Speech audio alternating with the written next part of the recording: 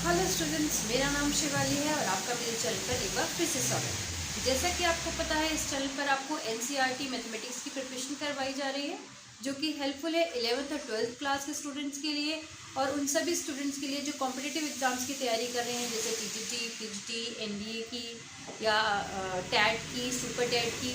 जहाँ पर भी आपका मैथमेटिक्स एनसीईआरटी के थ्रू प्रिपेयर करवाया जा रहा है, उन सभी के लिए ये वीडियो बहुत हेल्पफुल है। ट्रिग्नोमेट्री का हमारा ये टॉपिक चल रहा है और जिसमें हम आज का टॉपिक डिस्कस करेंगे आपसे ट्रिग्नोमेट्रिक इक्वेशन के बारे में। ट्रिग्नोमेट्रिक इक्वेशन में हम एंगल की वैल्यू किस तरीके से फाइंड करेंगे, तो without wasting our time let's start. सबसे पहले हमारे पास ट्रिग्नोमेट्रिक इक्वेशन जो है, फंक्शंस हमारे, उनमें हम इक्वेशन बनाएंगे और फिर उसमें हम वहाँ उसके एंगल की वैल्यू निकालेंगे। जैसे कि फर्स्ट है हमारे पास साइन ऑफ थीटा। अगर हमारे पास ये जीरो है, अब ये एक इक्वेशन बन गई, इसमें थीटा की वैल्यू क्या आएगी वो हमने फाइंड करना, ठीक है। जैसे ही cos of theta, tan of theta, इस तरीके से जब इक्वेशन बन जाएगी तो यहाँ पे थीटा की वैल्यू हम फाइंड करेंगे, ठीक है। तो यहाँ पर थीटा की वैल्यू क्या आती है, एन पाई। मैंने आपको प्रीवियस वीडियोस में, जो ट्रिग्नोमेट्री की प्रीवियस वीडियोस थी, इसमें पहले भी आपको ये करवाया था कि इस तरीके की इक्वेशन आएगी तो यहाँ पे एन पाई होगा, या फिर ये बताया था कि theta is not equal to 2n+1 pi by 2, और वहाँ मैंने आपको रीजन दे रखा था, क्लियर है। तो यहाँ पे देखो क्यों है यहाँ पे इनकी value n pi. Sine of theta zero कब होता है, जब एंगल हमारा 0 डिग्री हो, और भी होता है क्योंकि साइन का ग्राफ क्या रहता है, इस तरीके से। तो यहाँ पे क्या रहेगा, 0 वैल्यू आएगी, यहाँ पे 1 वैल्यू, यहाँ पे -1। तो सिर्फ ये जरूरी नहीं कि 0 डिग्री पर ही ये 0 आएगा, ये और पे भी आ सकता है। तो यहाँ पे आ गया आपका पाई बाय 2 90 डिग्री, यहाँ पे आ गया पाई। तो पाई यानी जब 1 होगा, एन क्या है, नंबर ऑफ इंटीजर्स। तो इंटीजर क्या होते हैं आपके, 1 2 3। अब n क्या हो सकता है, पॉजिटिव जब हम लेंगे, जैसे यहाँ पे हम पॉजिटिव इंटीजर्स हम लेंगे। फर्स्ट अगर हमारे पास यहाँ 0 आ जाता है तो थीटा 0 होगा, तो ये वैल्यू 0 आएगी। जब यहाँ पे 1 आ जाएगा तो क्या आएगा, अगेन 0 हो जाएगा। फिर यहाँ पे क्या है, 3 पाई by 2, pi plus pi by 2, उसके बाद 3 पाई by 2 plus pi by 2, 4 pi by 2, तो यहाँ 2 पाई। उसके बाद क्या आएगा, 2 पाई प्लस पाई बाय 2, फिर अगेन वैल्यू आएगी, यहाँ पे 90 आ गया, यहाँ पे 180 आ गया, यहाँ 270 आ गया, यहाँ 360 आ गया, और 360 प्लस 90 आ गया। इस तरीके से हमारे पास क्या है, जहाँ पर भी ये जितनी भी वैल्यूज हमारी आएगी उस पर जो है एंगल की वैल्यू 0 होगी। तो वहाँ सबके लिए हमने क्या कर दिया, एक फिक्स इक्वेशन बना दी कि थीटा जब भी एन पाई होगा और एन क्या होगा, इंटीजर होगा, तो हमारे पास जो है वैल्यू इक्वेशन की 0 बनेगी, क्लियर। उसी तरीके से यहाँ पे क्या आएगा, 2n+1 पाई बाय 2। यहाँ पे भी क्या है, n क्या है, इंटीजर है। कॉस का ग्राफ आपको पता है, पहले भी बताया था कॉस का ग्राफ, इस तरीके से, क्लियर। तो ऐसे ही आएगा, -1 0 और -1, ठीक है।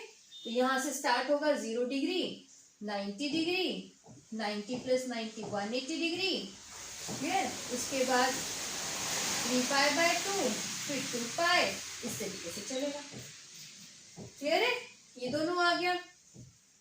अब टेन ऑफ थीटा है हमारा, टेन ऑफ थीटा की वैल्यू क्या आएगी, again n pi, where n belongs to integer. अब क्यों बताया आपको n पाई, और इसमें हमने एक चीज ये की थी, this is not equal to 2n+1 pi by 2। क्यों किया था, क्योंकि इसके डिनोमिनेटर में क्या आता है, कॉस आता है, ठीक है। अगर कॉस की वैल्यू को सेटिस्फाई कर गया तो मतलब वो 0 है, और अगर कॉस 0 बन गया तो ये जो है 10 नहीं बनेगा, ये क्या हो जाएगा, अनडिफाइंड हो जाएगा, ठीक है। इसको नोट करो, टेन ऑफ थीटा तक हमारी वैल्यू आ गई, अगेन एन पाई तक। Similarly cot of theta, cot of theta 0 है तो थीटा की वैल्यू 2n+1 π/2। क्लियर? इस तरीके से ये मैंने बहुत अच्छे से आपको प्रीवियस वीडियोस में एक्सप्लेन किया है, वो वीडियो जरूर देखना।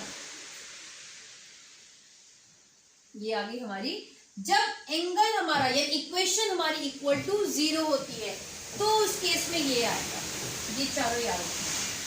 तो उस केस में ये आएगा अगर हमारे पास इक्वल टू 0 होता है। इसको नोट कर लो।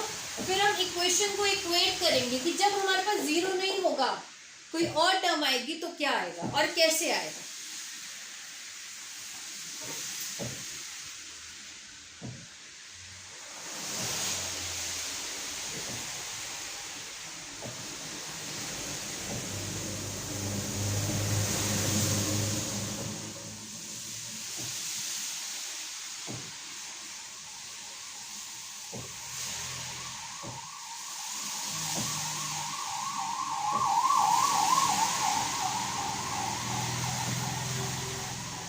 इसको रब कर देती हूँ, ठीक है? इसको नोट कर लेना। और ये बहुत इंपॉर्टेंट है, ये जो कॉम्पिटिटिव एग्जाम की तैयारी कर रहे हैं उनके लिए तो बहुत ही इंपॉर्टेंट है।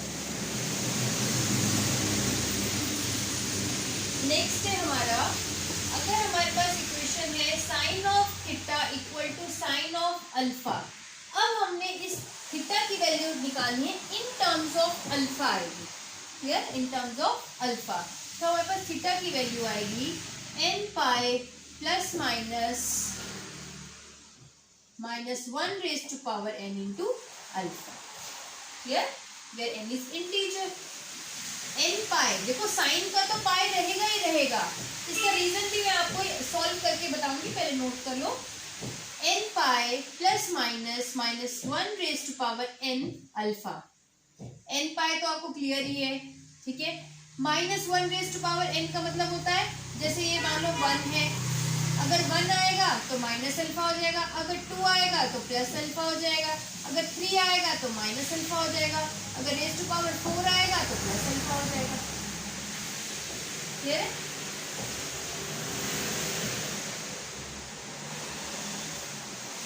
Equal to cos of alpha. Next है cos of theta equal to cos of alpha. This implies theta equal to 2n pi plus minus alpha. ठीक है? 2n pi plus minus alpha. Clear? अब है next 10 of theta 10 of alpha. This implies theta equal to n pi plus alpha. n pi plus alpha. cot of theta equal to cot of alpha. This implies theta equal to n pi plus alpha. Same रहेगा इनका। जब इसको मैं explain करूंगी, proof दूंगी, तब आपको clear हो जाएगा कि क्यों है ऐसा। नेक्स्ट है secant of theta equal to secant of alpha. इस केस में थीटा की वैल्यू आएगी सेम कॉस की तरह 2n pi plus minus alpha, where n is integer. और कोसिकेंट की वैल्यू आएगी आपकी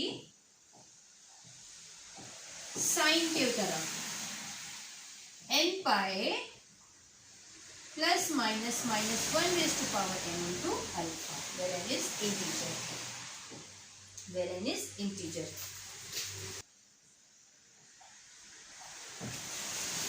क्या है ये? इसका प्रूफ यहाँ देख लेते हैं।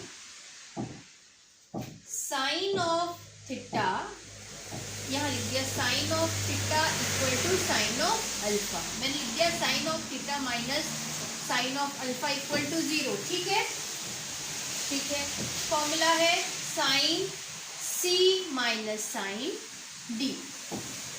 ये एज इट इज रहने दिया। Sine C minus sine D, sine c plus d by 2 into sine c minus d by 2, 2 cos c plus d by 2। अब कॉस है तो कॉस के केस में क्या होता है? 2n प्लस 1 पाई बाई 2, यही होता है कॉस के केस में। जब भी मैंने कॉस को किया, यहाँ पे कॉस ऑफ थीटा है अगर, तो यहाँ पे थीटा क्या आ जाएगा 2n + 1 π/2, यही आएगा। कर दिया यहाँ पे। अब हमने क्या है 2 से 2 कैंसिल आ गया, theta equal to 2n + 1 π/2 minus alpha, ऐसे ही आया। क्लियर। अब हमने इसको मल्टीप्लाई कर दिया अंदर, 1 पाई 2n + 1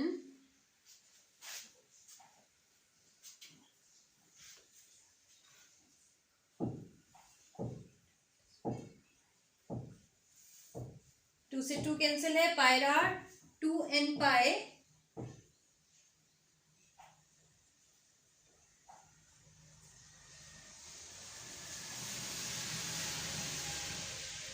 देखो इधर।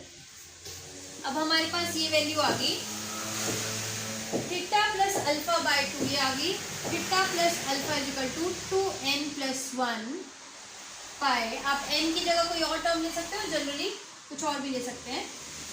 यहाँ पे ये आ गई वैल्यू, और theta equal to 2n + 1 pi minus alpha, ये आई। क्लियर है। अब क्या आएगा, ये आ गई कॉस के केस में। अब साइन के केस में sine of theta minus α/2 equal to 0 है। तो अब हम क्या करेंगे, थीटा माइनस α/2 की वैल्यू कितनी हो सकती है n पाई, क्योंकि साइन थीटा जब 0 होता था तो n पाई के बराबर होता था। अब यहाँ करेंगे theta minus alpha equal to 2n pi, तो थीटा की वैल्यू आ गई 2n pi plus alpha. Clear. 2n pi plus alpha. अब हमारे पास क्या आ गई, दो वैल्यूज आ गई, एक ये और एक ये, 2n + 1 पाई माइनस अल्फा और 2n pi plus alpha.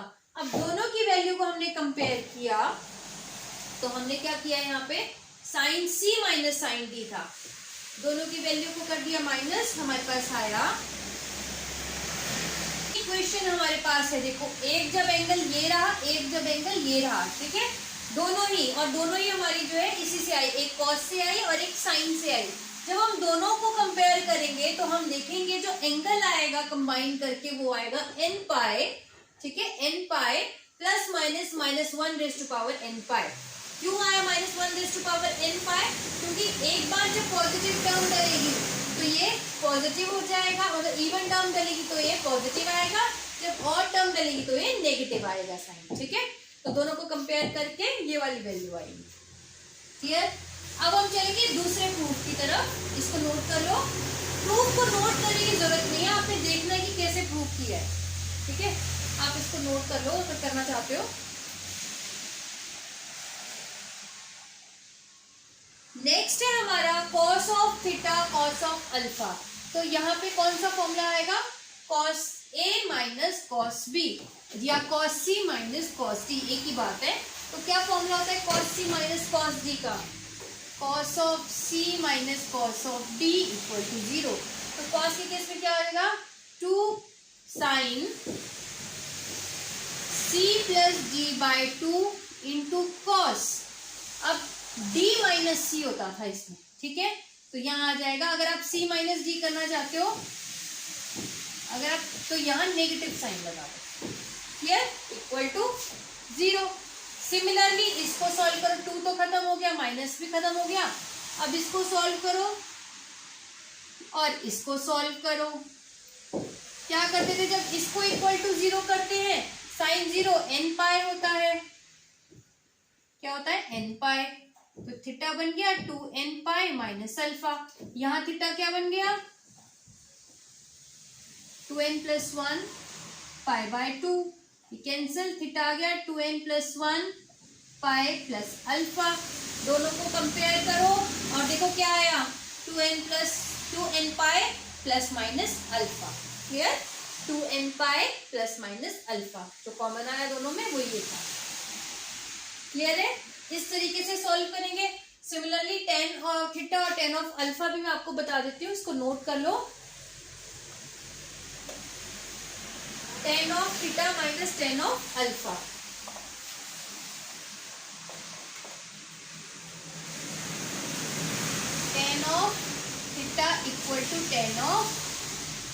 Alpha, sine theta upon cos theta, sine alpha upon cos alpha आया, sine theta cos alpha, sine alpha cos theta, sine A cos B, cos A sine B, इस तरफ ले आओ, sine A cos B minus cos theta, sine A cos B minus cos A sine B equal to 0। कौन सा formula है? Sine of A minus B का formula. ये तो और भी इजी हो गया। साइन जो है एंगल में 0 कब बनता है? 0 तब बनता है अगर वो थीटा अगर आपका n पाई होता है। तो ये आ गया n पाई प्लस अल्फा। ये प्रूव हो गया, देखो आ गया। वैसा ही इजी है ये, कॉट ऑफ थीटा सेम है, ये आप खुद सॉल्व करोगे, खुद प्रूफ निकाल दोगे, क्योंकि इसकी वैल्यू किसके बराबर है? कॉट की वैल्यू tan के, सेकेंड की वैल्यू cos के और कोसेकेंड की वैल्यू sin के। ये प्रूफ आप खुद निकालोगे, खुद प्रूफ करोगे। इसको नोट कर लो। और कुछ और इंपॉर्टेंट फॉर्मूले इसके हैं वो मैं आपको करवाऊंगी, और इससे रिलेटेड क्वेश्चन हम फिर नेक्स्ट क्लास में बनाएंगे, ठीक है। कुछ और इंपॉर्टेंट फॉर्मूले हैं वो भी करा देती हूँ।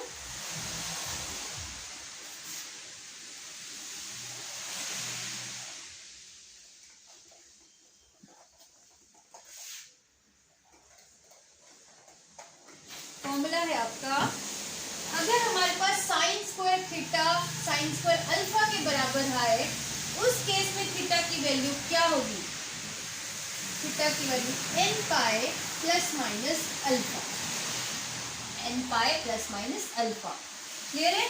अब cos square theta cos square alpha हो तो क्या होगी? tan square theta tan square alpha हो तो इन तीनों केस में एंगल की वैल्यू यही आएगी, n pi plus minus alpha. Clear है? नेक्स्ट है हमारे पास, अगर हमारे पास एक इक्वेशन है a sine of theta plus b cos of theta equal to c, तो आपके पास एंगल की वैल्यू, ध्यान रखो इसको, 2n pi plus minus beta plus alpha. ठीक है? क्लियर? और एक लास्ट कि principal solution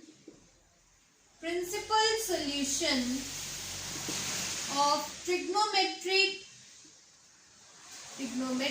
function always lie between 0 to 2 pi. ये हमेशा 0 से 360 डिग्री के बीच में, या 0 और 360 को भी लेता है। ठीक है?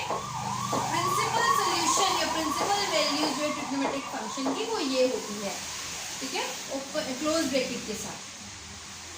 तो ये थे आपके प्रूफ और कुछ इंपॉर्टेंट ट्रिग्नोमेट्रिक इक्वेशन।